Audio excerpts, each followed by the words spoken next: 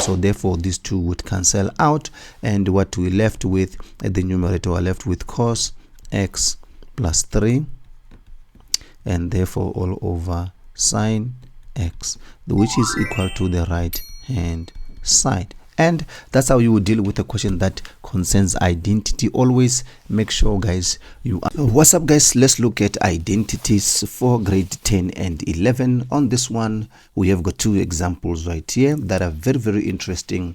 I selected this example looking at them, and I'm thinking we need to discuss this. All right, guys, let's have a look at the first one example. So I said 1 plus 2 cos theta in brackets 1 plus cos theta all over sine squared theta must be equals to 1 plus cos theta all over 1 minus cos theta. All right, and then let's look at this one right here with the one looking at on the right hand side. You know, with identity we touched on the left hand side.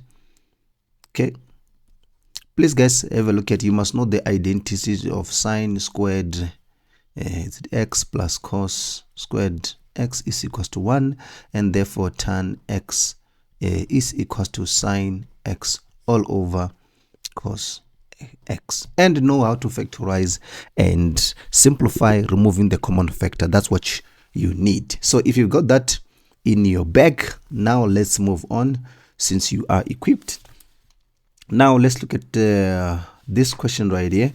What we can do at the top here, what we can do, let me have a look at the top here. What we can do, is there anything that we can do at the top, guys? While you let me give you a chance to think about it. Is there anything that we can do at the top? Unfortunately, there isn't anything that we can do at the top, so we'll leave the top as it is. We're going to say equal to 1 plus 2. Looks like this question came and then they already taken out the common factor.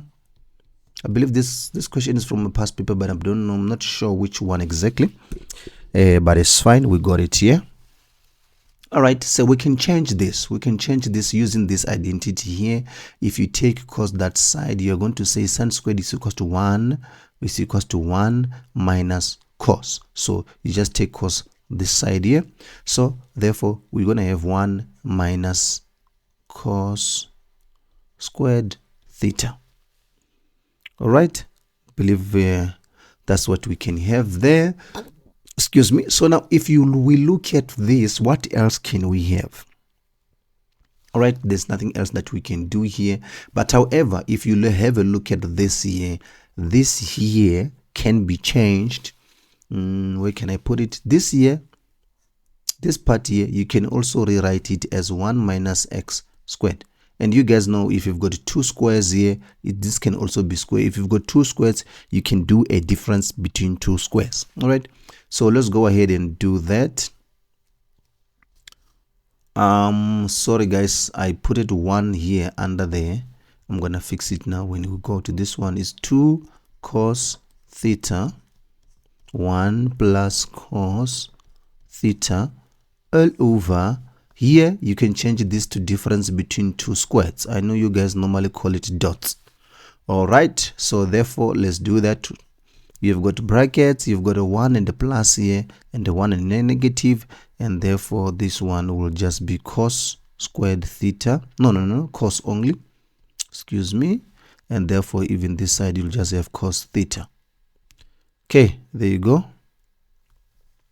So with that, as you can see, you've got 1 plus cos theta, 1 plus cos theta at the numerator and the denominator. Therefore this should cancel out, and then once it cancels out, what are we going to be left with? We're going to be left with 1 plus 2 cos theta all over 1 minus cos theta. Right, so therefore this is 1 over 1. Therefore we can simplify the fraction by saying our LCD is this, cos 1 minus cos. Therefore 1 will go 1 minus cos here, so therefore 1 times this 1 minus cos will just remain as 1 minus cos. Okay, I'm just simplifying here, guys. Simple algebra. And then here 1 minus cos will go 1 times cos 2 cos theta will remain as 2 cos theta. All right, there you go. Okay, now having that, we can now simplify it further and say 1 minus cos theta plus 2 cos theta all over 1 minus cos theta. Here at the top 1, it will remain as 1 minus cos plus 2. We are going to have 1 plus cos. So therefore, at the top, we are going to have 1 plus cos theta all over 1 minus cos theta, which is equal to the right hand side, guys. And therefore, you have proven this identity. All right. Great stuff. Now let's move on to the next one. If you don't understand it, please leave a comment on the comment section below. I will do my best to assist you whenever I get a chance. And then other than that, please stay tuned on this channel and watch the other identities as well. I think you should get a grasp of it. All right. Okay. So now let's have a look at this one. This one here we are given 2 cos squared x plus 5 cos x minus 3, and then all over 2 sine cos x minus sine x. Therefore, in this case, what do we have here at the top, guys? If we are what you see here at the top, if you let, because it doesn't look familiar, there's no common factor that you can do here, because here you've got a 3 there. There's no, but you've got a cos and a cos squared here. So if you have got this, you can let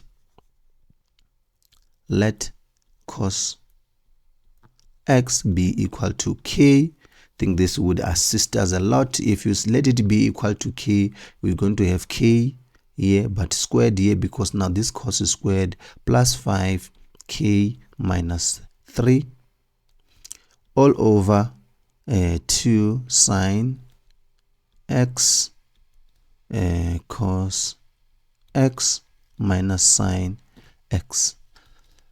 All right, I forgot to tell you guys that this is coming from the left hand side.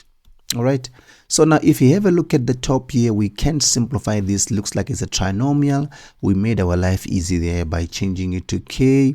So therefore this is going to be 2k and then k there, and then what do you have? 3 times 1. This should be a positive, this should be minus 1. All right, so therefore we have simplified this as it is now. Therefore you can substitute back cos x. All right, let's come to the next stage here.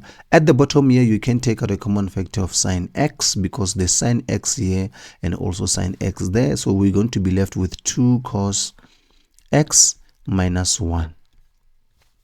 All right, so now let's substitute back here in this equation. We need to substitute back. Okay, here goes nothing.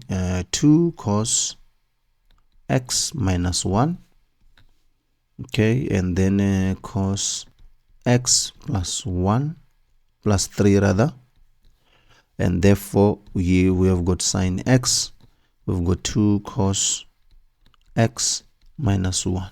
All right, so if you have a look at the numerator, I've got 2 cos x minus 1. At the bottom also we've got 2 cos minus 1. So therefore these two would cancel out, and what we left with at the numerator, we're left with cos x plus 3, and therefore all over sine x, which is equal to the right hand side. And that's how you would deal with a question that concerns identity. Always make sure, guys, you are alert. Use the 2 identities that are given, but be careful of common factors and factorizing of trinomials. I am Gaston Mapala. Let me see you on the next upload.